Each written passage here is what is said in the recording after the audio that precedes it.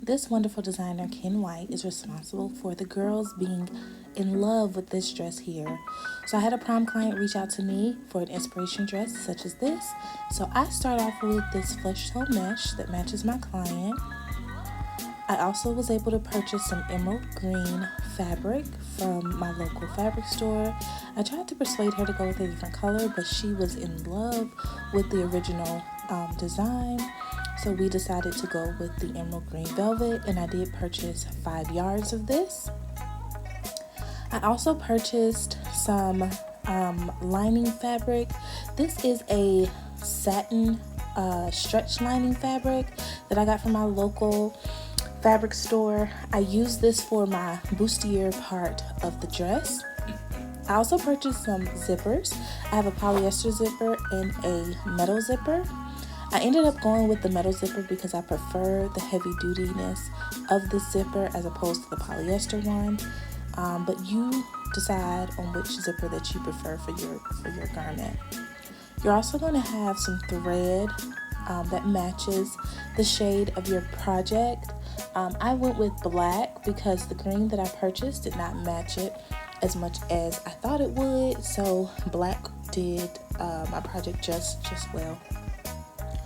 Of course, you want some type of measuring tool. I have some measuring tape here. I'm going to use this to help me along with the cutting process of this. I have pins. As you know, velvet moves around as you're playing with it, so pins are essential. I have some cutting tools. So I have scissors and a rotary cutter. Both served me very well. So get you some good cutting utensils. I also have a pattern. I did have a dress pattern that I ended up folding down, and I'm going to use the skirt portion of this to make the skirt portion of my dress. Now I am going to modify the front bodice portion of this pattern because, as you can see by the original, it has a cutout at the knee, and it kind of how do you put it? It kind of is like an asymmetric type of cutoff. So I am going to use just some scrap pattern paper and remodify the pattern. This is my bustier pattern that I went for. I purchased this bustier pattern off of Etsy. I will link that down below so you all can use this. I do believe that she has a more in-depth tutorial on how to put this together. I do believe she has that on YouTube here, and if I can find that, I will also link that down below. But this is the pattern that I went with.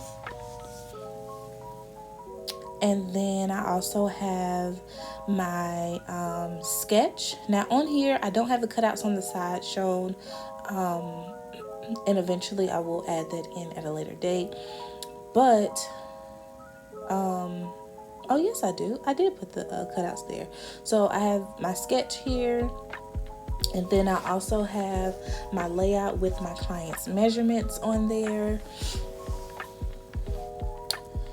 I also have some pattern weights. This helps me keep my pattern as well as my fabric in place without it moving too much.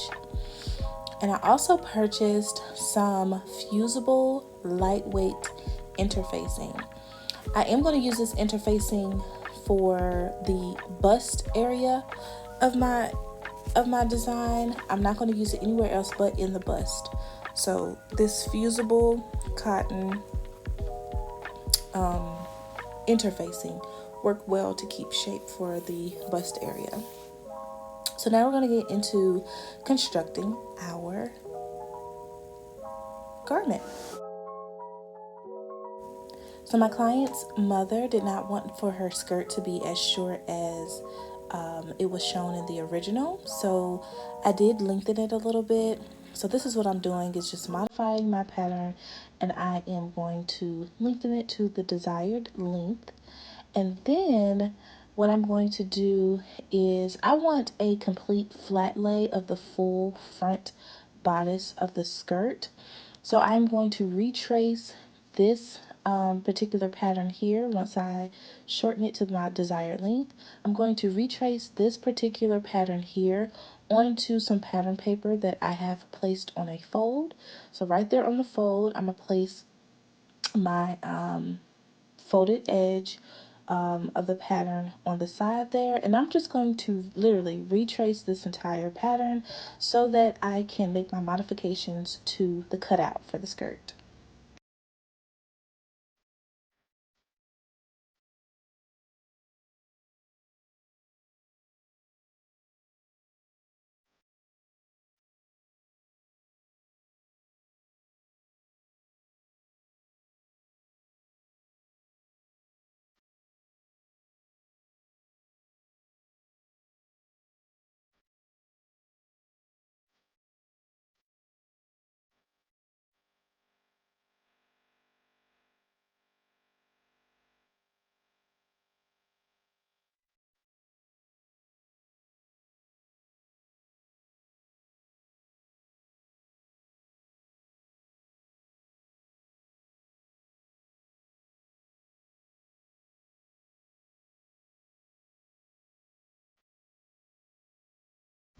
And as you can see here, once I unfold that, this is looking like a front of a mini skirt.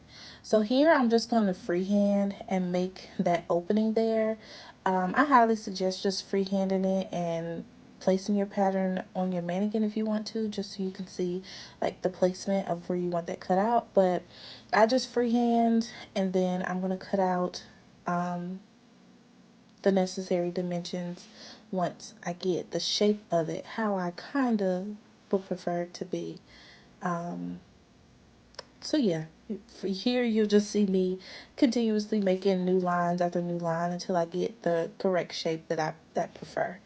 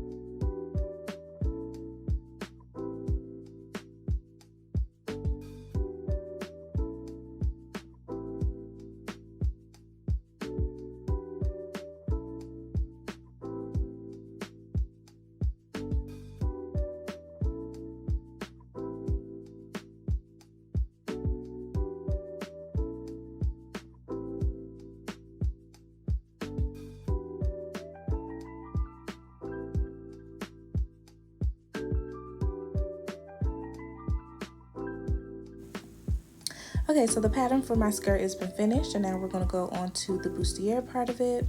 Now, that section there, the triangle section, is for your mesh insert, so I'm going to put that to the side for now. But these particular pieces, I am going to cut interfacing out of, and not only am I going to cut interfacing out of it, I'm going to also cut these patterns out of my main fabric as well as my lining fabric.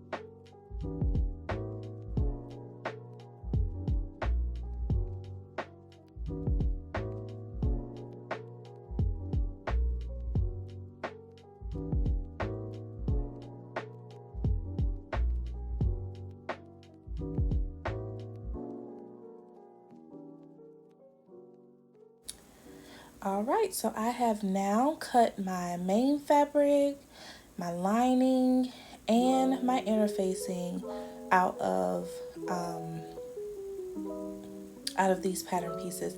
Now, the only piece that I did not cut interfacing out of is I think it's the side center back piece. That's the piece that the zipper is going to be attached to, because I wanted to keep the stretch of the fabric there for ease for my client. So that's the only pattern piece that I did not include my interfacing on. So I cut my mesh detail out. Now I did double the mesh. I cut it on the fold and I doubled it. So what I'm going to do is I'm going to open up my pattern pieces, and I put my interfacing on the main pattern pieces. I don't know why I did that, but I think next time I would put the interfacing on my lining, which it's supposed to be like that anyway, but I thought I would switch it up and do my main fabric. So here you'll see me opening up my main pattern pieces and just placing my interfacing on the correct piece. Now there is a side that's kind of raised and rough. That part you're going to place face down on the wrong side of your fabric. And then the smoother part is the part that you're going to iron and press heat on to be sure that those raised pieces, which are, I guess it's just like, just adhesive, that's going to melt down and it's going to fuse to your pattern pieces. So after I have ironed my interfacing onto my pieces, I'm now going to pin the pieces together. And you're going to have a left side to your bodice piece, and you're going to have a right side to your bodice piece. So whatever you do to your main fabric, you're going to also do to your lining. So I'm going to pin all my pieces, my corresponding pieces together. I'm going to stitch it onto my machine, and I'm going to do the same with my lining pieces.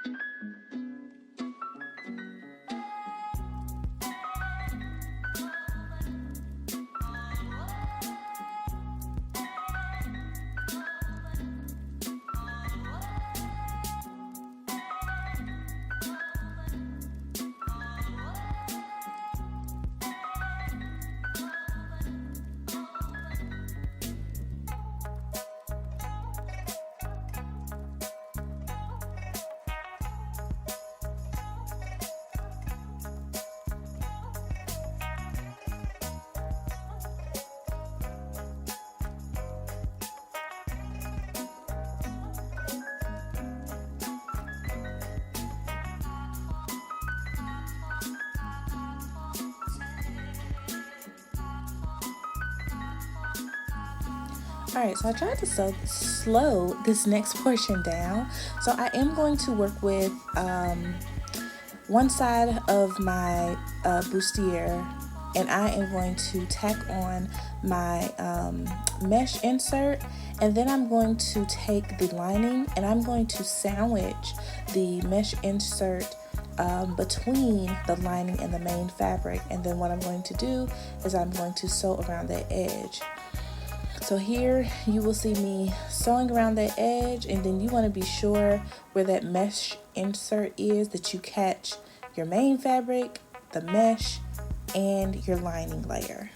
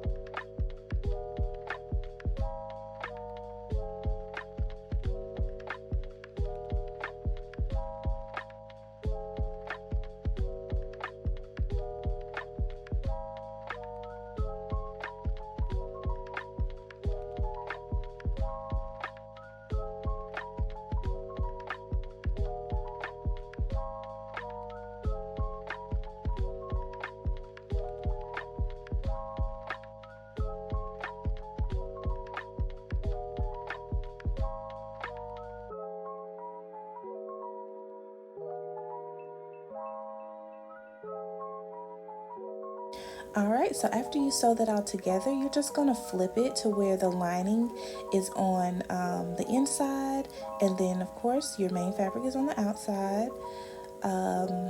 And it's going to start looking like a bustier. And as you see here, this is one half of the bustier. And what you do to one side, you're going to do to the other. You're going to mesh together, or you're going to attach or sandwich the other lining and main fabric. You're going to sandwich it with the mesh here, and you're also going to sew around that border.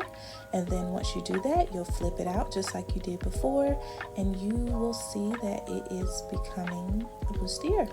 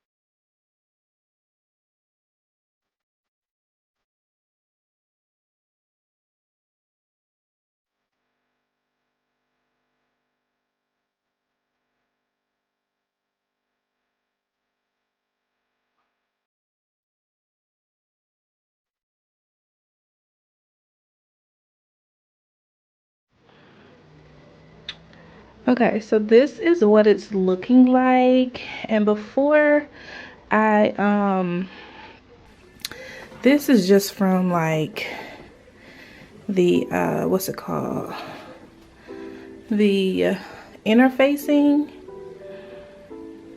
I don't think I am upset about it. I think I'm okay with it. But this is what it's looking like, and this is without any type of cups. This is just with interfacing with the lining and all of that. She wants straps, so what I'm going to do is include like a loop that we could put her straps on, and she'll have invisible straps. But yeah, my battery is flashing, so it's about to die. But this is what the bustier is looking like. Hopefully y'all can see it. And once I charge up my phone, once I charge up my camera battery, I will try to record the skirt process and how I attach that. But yeah, this is what it's looking like so far, and I think it's really cute. Y'all let me know what you think.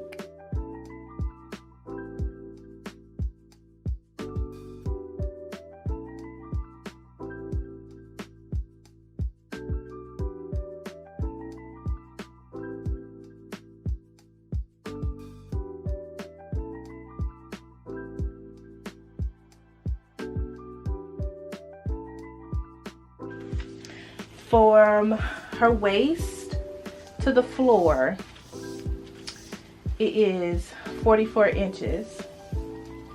So, to get that flare, I'm going to add, okay, so from the waist to the floor was 44 inches. So what I'm going to measure here is from the waist to where I have her, her cutout starting. So that's 16 inches. So from her cutout to the floor, it's going to be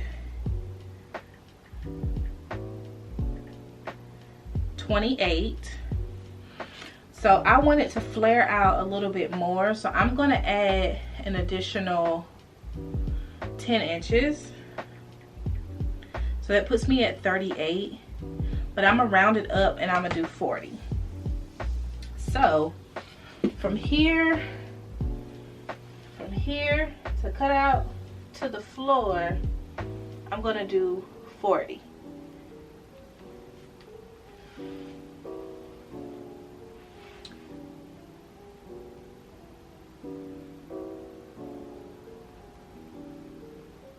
Yes, I'm gonna do 40.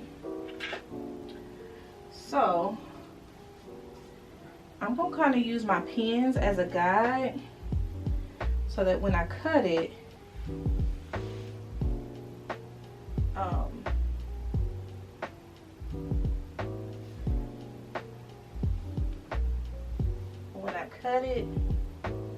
will be good. Okay, so let me try to move my chair out the way.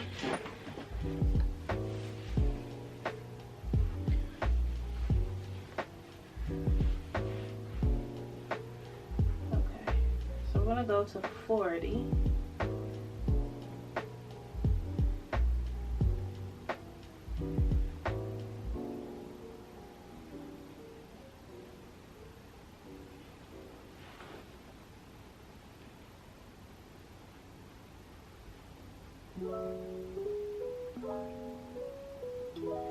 Okay, now from this here where the cutout starts, I'm actually going to go straight down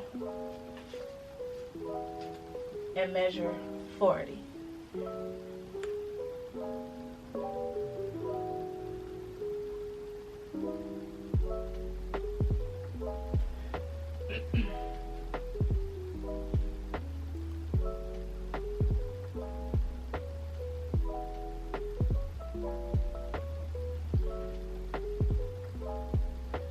When I put this on my mannequin, it's going to naturally fall to the side because when I bind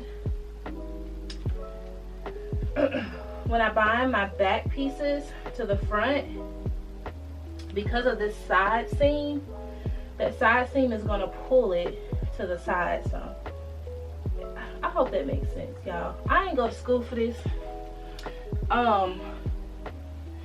This is me just self-taught. Okay, so I don't know if you can really see it, but I kind of have like a semi-triangle. Now on the bottom, instead of cutting it straight across, we're going to cut it around. We're going to cut it kind of like a circle skirt. You're going to cut it at a curve. So if you need to pin it to curve it, then so be it. Go ahead and pin it.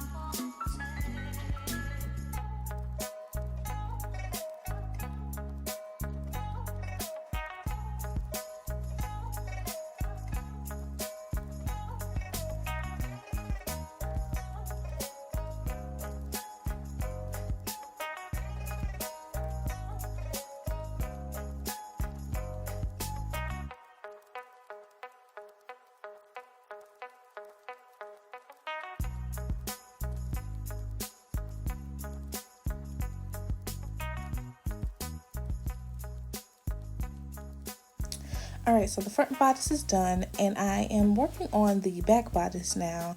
Now typically I would not do this, but I decided that I was going to use the same pattern that I used for my front bodice, but I wanted to flip it around because I needed to know where that I guess that insert was going, because in the original, it kind of continues to be a little short in the back, and then it also flares out as well. So I used my front bodice as a guide to show me where I needed to have that little dip in the back. So all I did was I flipped it over, because once I sew the pieces together, then it makes sense to have the pattern that way. So here you'll just kind of see me mimicking what I did to my front bodice, but I just flipped it over. And I'm not going to actually cut out the cutout there. I'm just using that shorter level as a guide to give me like a short type of curve. Hopefully it makes sense as you watch me cut it.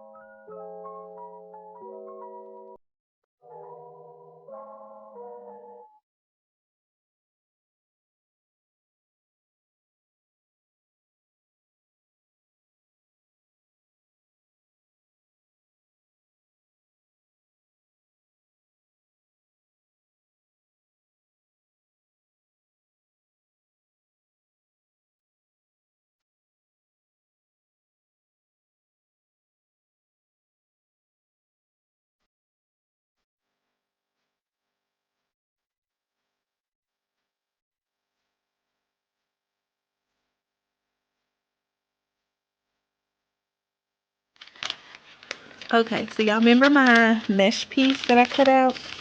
I'm going to cut my mesh out exactly how this piece is. Yeah, I'm not going to do any type of seam allowance or anything, because I attached seam allowance to the dress. I'm not going to add seam allowance to the mesh, simply because I don't feel like it's necessary for me.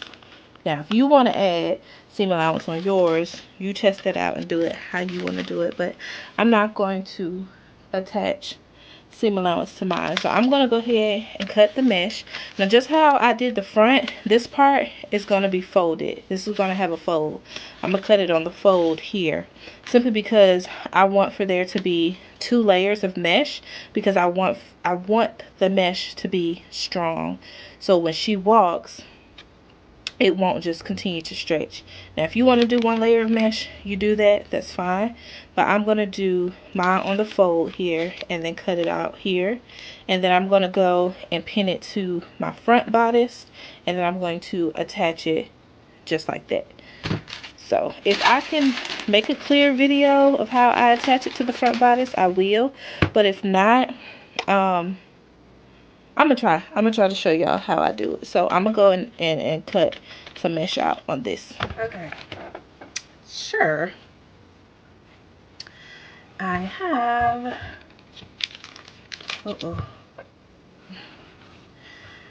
I have my skirt that I cut out, and I have my mesh piece.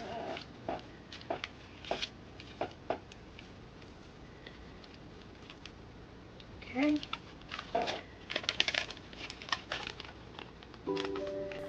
So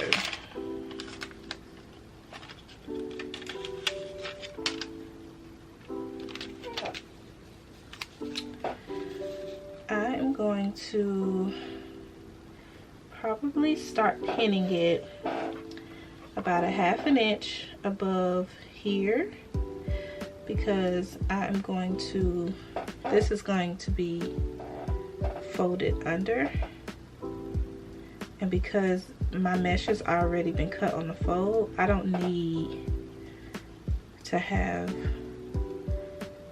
my mesh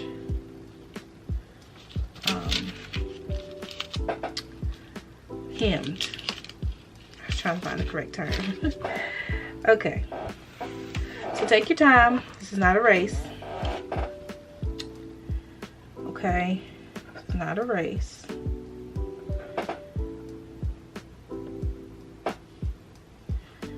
Excuse my seat. It's talking to me.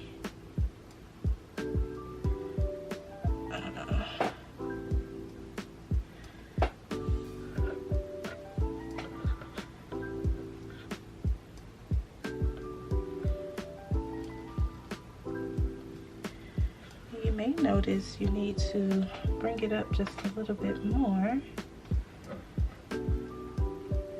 So basically you're going to pin the corresponding side to your skirt. And we're going to work with one side at a time.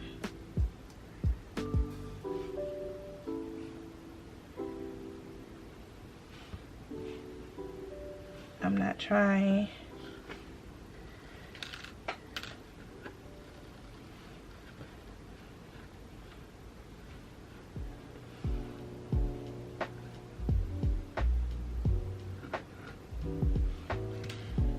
One side at a time. And we're just going to let it fall in place.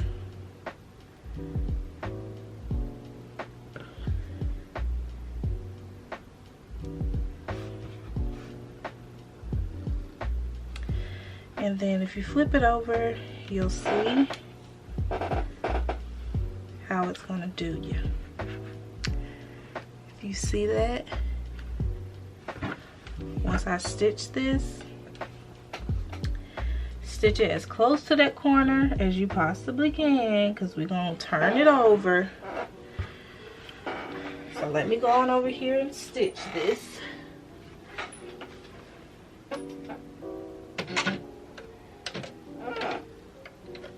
I'll be right back. Okay, so I have this stitched but not top stitched yet, so it's starting to look like so. So what I'm going to do now is, I'm so sorry about this chair, y'all. It's embarrassing. What I'm going to do now is basically pin this so that I can top stitch this in place. And the reason why I'm top stitching it is because I want for it to be extra secure. So I'm going to take my pin and just pin it around. And not saying you don't have to be precise, I'm not even gonna say that. Be as precise as you possibly can. I know that we're gonna cover this stitch with either beading or rhinestones, whatever you decide you're gonna put on here. I'm gonna put pearls, some pearls on there mixed with some rhinestones for my client. But whatever you decide you're gonna put on your dress,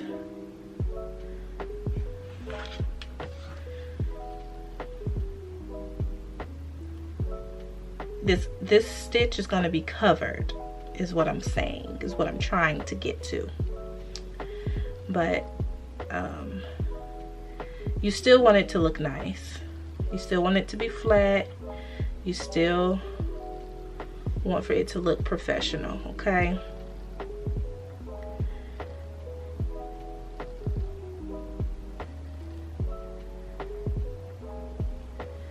So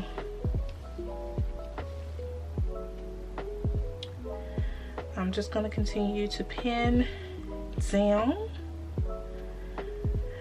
Now I'm not going to top stitch all the way down here, because starting really close to here, I'm going to serge it so that when I flip this over, it won't be like raw edges.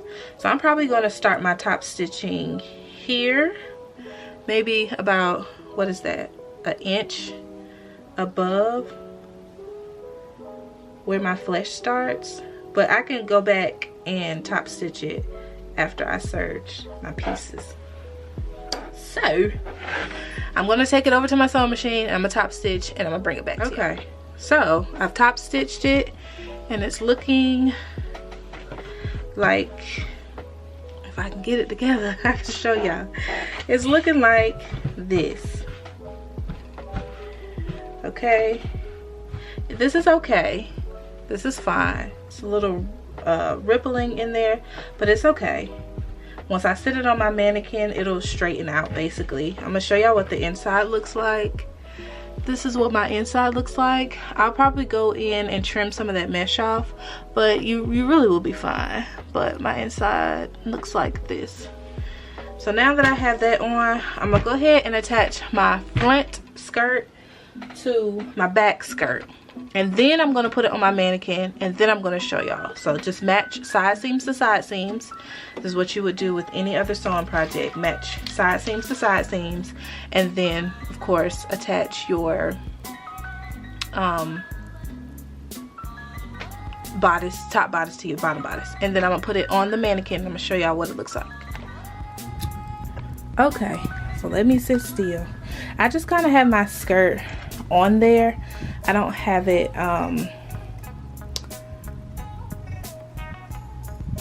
attached to the bodice yet. I just kind of just sat it on there so you can kind of see what it was looking like. So this is what the dress, let me back up a little bit. The dress is looking like. Very cute. I'm gonna do my zipper a little bit different. Once I attach it, I think I'm just going to slit it down here a little bit more and do my little triangles and then flip it out. I think I'm gonna do it like that this time, but this is what the dress is looking like, and so far so good. I think if I do say so myself, I think it came out pretty doggone good. Now I did notice some rippling, and I think it's because of the way, and I'm gonna be completely honest, I want to be very honest with y'all. I think it's the way I cut my mesh. So what I'm going to do, I'm debating if I want to recut it, because it's just irritating me. But I don't know. But anyway.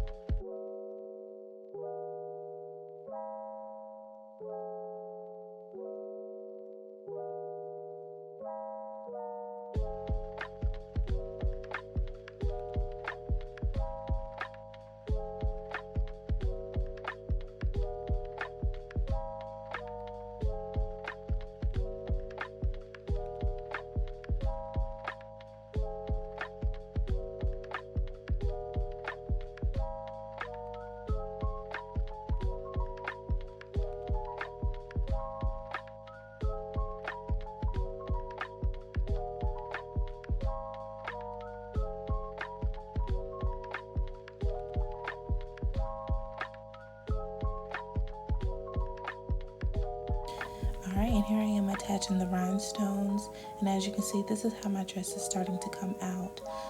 I must say that this dress was a challenge.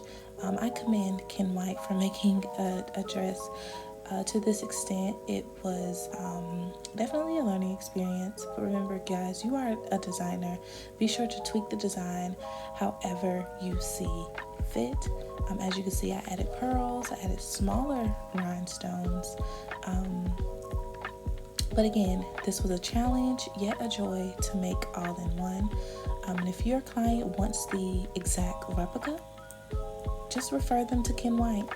And if not, just let them know that you are a designer and you will make something similar. And be sure to do your best. And I hope this video served you well and you were able to get something out of it. And yeah, this is my inspiration to the Ken White dress.